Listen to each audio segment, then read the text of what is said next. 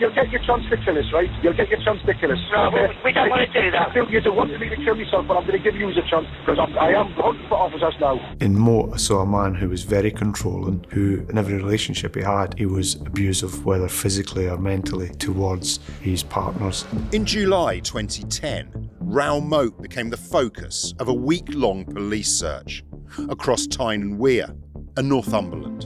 In the early hours of the 3rd of July, he shot his ex-partner, Samantha Stobbart, and killed her new boyfriend, Chris Brown, in Birtley. Less than a day later, he shot traffic officer PC David Rathband while he was sitting in his patrol car near East Denton, leaving him permanently blind. After that, Moat disappeared. And as they came out the front door, Moat stood up and pretty much without warning immediately shot Christopher. Christopher started trying to run away and he was shot again by Moat. It was nothing more than a cold and calculated assassination. I'm Matt from Underworld Uncut. Today we're looking at one of the largest manhunts in recent British history. This is the story of Raoul Moat and the week-long search across the northeast. I've lost everything to you, right? You just won't leave us alone, right? So at the end of the day, you killed me and him before that trigger was ever pulled. Right. You know what I mean? Okay, we are trying to help you, yeah. You're not trying to help us. You wanted me to do myself in, and I was going to do it until I found out about him properly and what was going on. And as soon as I found out I thought, no, you've had too much from me. You've had too much from me. You'll get your chance to kill us, right? You'll get your chance to kill us. No, we don't want to do that. We don't want to do that. You don't want me to kill myself, but I'm going to give you a chance, because I am hunting for officers now. In 2018, we sat down with Detective Jim Napier of the Northumbria Police, one of the men who brought Raoul Moat to justice.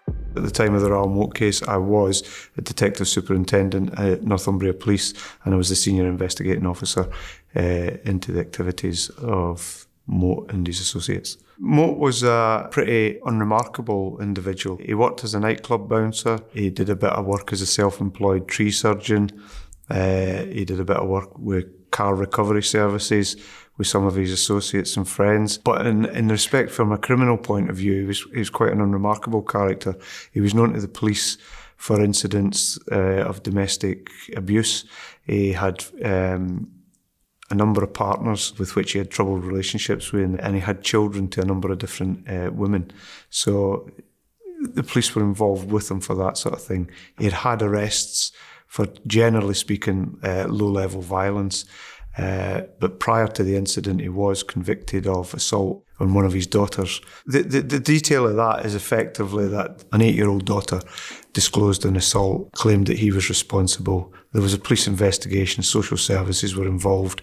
As a result of that investigation, Moat was charged. However, despite pleading guilty and being sent to prison, he always protested his innocence in respect to that assault. While Moat was in prison, Samantha did keep in contact with him. But I think what we've got to remember is that Samantha and Raoul Moat had been separated for the best part of a year before these incidents. But she had a daughter to him, and she kept in touch with him for the sake of that child. She would regularly call him on the telephone. She visited him on one occasion that I'm aware of.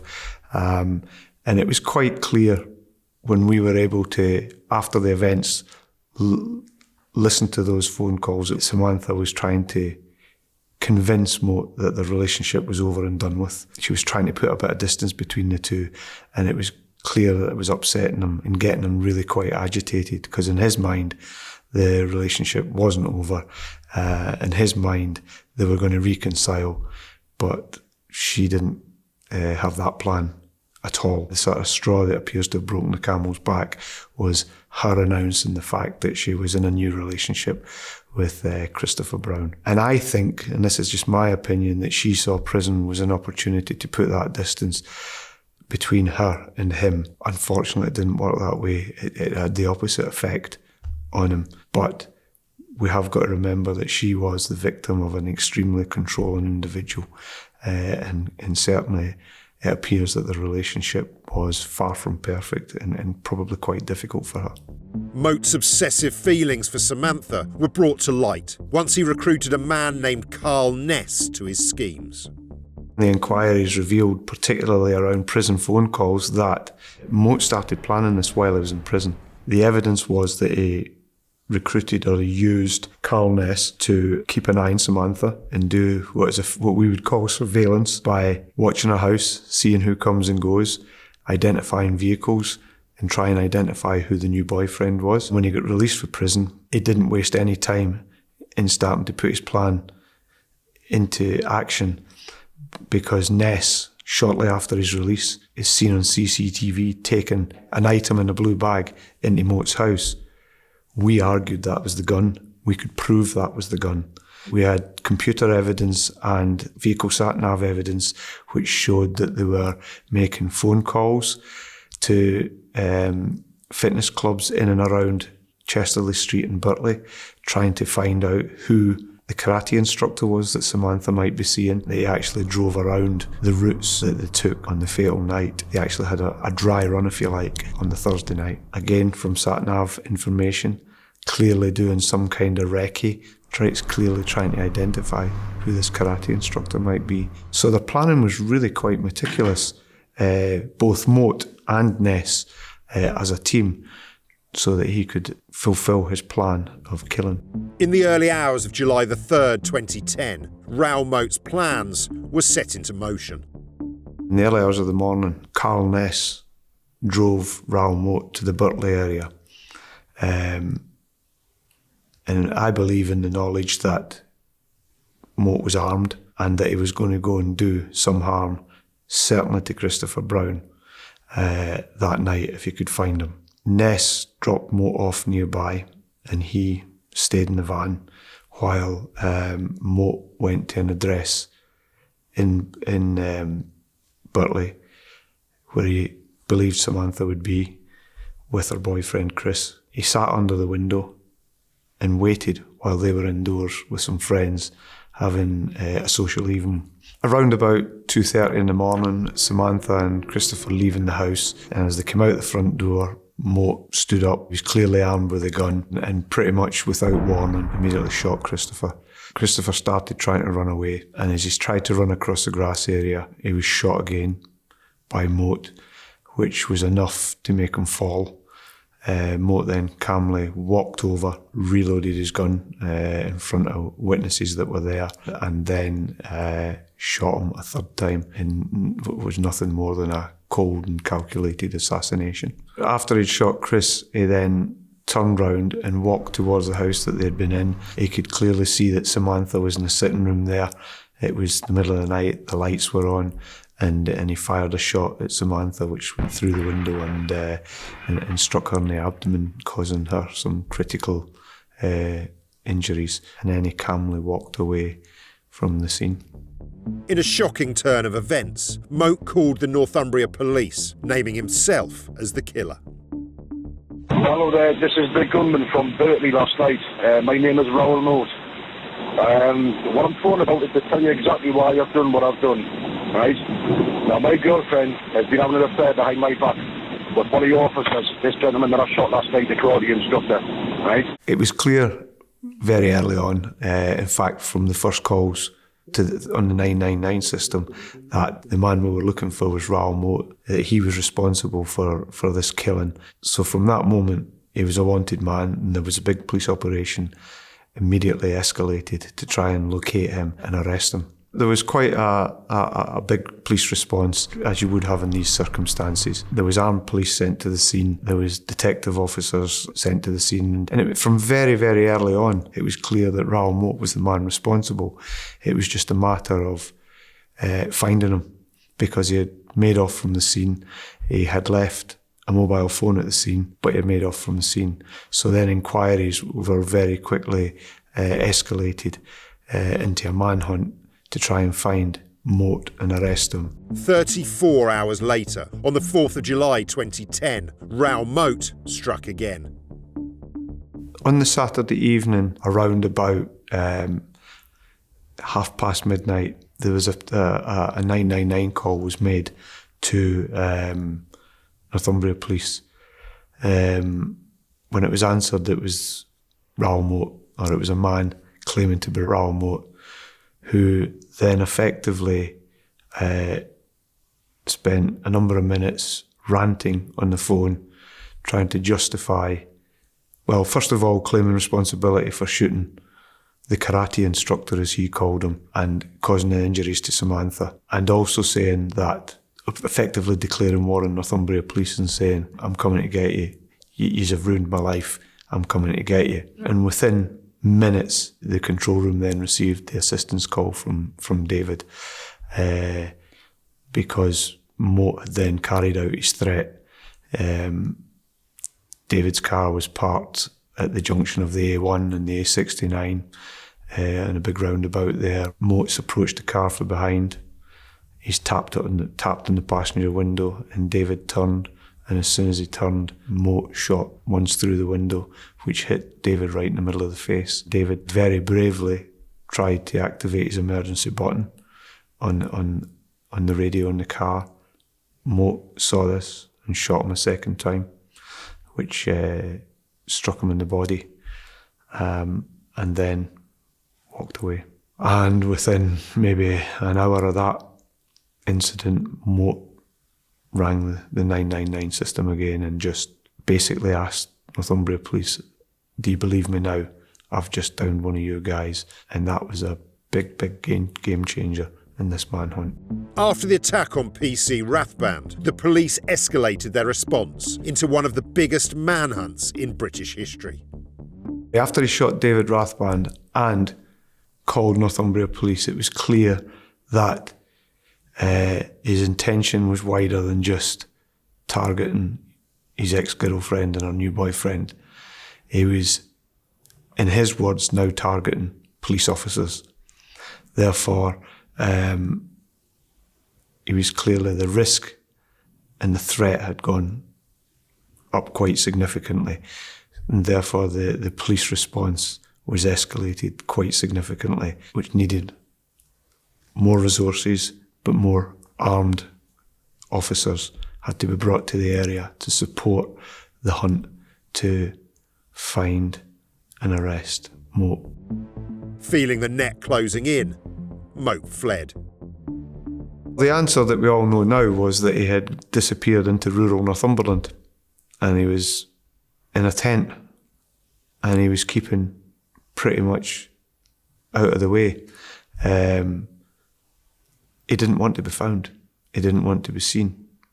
And when he did occasionally come back into the Newcastle area, on one occasion he shot David Rathband, and on other occasions it was to drop letters off and then disappear again. He left one letter with a friend of his in Newcastle, and the instruction was that it was to be taken to the media. That guy did take it to the press, but he also brought a copy to the police. And basically that was just a rambling excuse and justification for doing what he'd done. And again, pointing a finger at Northumbria Police, and everybody else was to blame, but not him. When we later found where he was hiding out, there was a dictaphone, and it had an awful lot of his ramblings. Again, his efforts to justify his murderous rampage, and again blaming everybody, but critically he did voice his displeasure at the way the media were portraying him and portraying the manhunt, but particularly portraying him, and he made threats within that dictaphone rant to cause harm to innocent members of the public if any more lies were printed about him. And that again was something that just took that threat level up a bit more and made the whole policing operation a bit more anxious about what is this guy going to do next. 7 days after the murder of Chris Brown, the police finally began to make headway on the case. We had a car that was unaccounted for. The inquiries revealed that Korama Wan was the owner of a black Lexus car. We couldn't account for that car, we didn't know where it was, and we believed We had footage of it on the camera that was in David's patrol car. A decision was made, therefore, because we couldn't account for it, to go public and ask the public for help in trying to find that car. That appeal quickly led us to the town of Rothbury, because the car had been there over the past few days. So police were able to respond, and that was the first clue we got, probably 4 days in to this manhunt. That was the first clue we got where Moat might have been hiding out. And that led us to a campsite where Moat, Awan and Ness had all been laying low. The evidence showed that Ness helped Moat right back from when he was in prison. Ness was the man that was doing surveillance on Samantha at Moat's instruction. Ness was the individual who arranged for someone to visit Moat, who we believe was the armourer, who we believe provided the gun. Ness was the man that took the gun to Moat and then drove him to Burtley to carry out those shootings. Awan didn't get involved until after the Burtley shootings. Ness, if you like, it looked like he panicked, and he drove the van back to a location, a garage in the East End of Newcastle, where he then met up with Awan, who just happened to be at the garage. He then asked Awan to take him to an address in the West End of Newcastle, where the three of them met up with Moat. That was Awan's chance to go away, walk away. However, he chose to then team up with Ness and Moat. They went to a nearby superstore, they bought telephones, and they disappeared up to Northumberland. And that's the three of them stuck together. And as the inquiries developed, it was very clear from CCTV evidence that we were getting that both Ness and Awan were out and about buying food, buying a radio, buying newspapers, doing the shopping, things like that. But most critically, Awan was driving the car when they went and they shot David Rathband. As the manhunt for Moat continued, police managed to track down his two accomplices. The first significant arrests we made in this were the arrests of Ness and Awan. And what led us there was the fact that a member of the public told us that the car that we were looking for was parked in Rothbury. Awan had seen the activity around the car and went and warned Moat and Ness. And then, because Rothbury's quite remote from Newcastle, the police helicopter made its way up there. But what we know is that Moat went one way and Ness and Awan went the other. The helicopter was very quickly able to get above Ness and Awan. At that time, we didn't know if that was Ness, Awan, Moat, and Ness. We didn't know, but there was two individuals who we believed were connected to that, who may or may not have been armed. And it turned out it was Ness and Awan who weren't in fact hostages, they were in fact accomplices. It's difficult to know where Moat was during those days.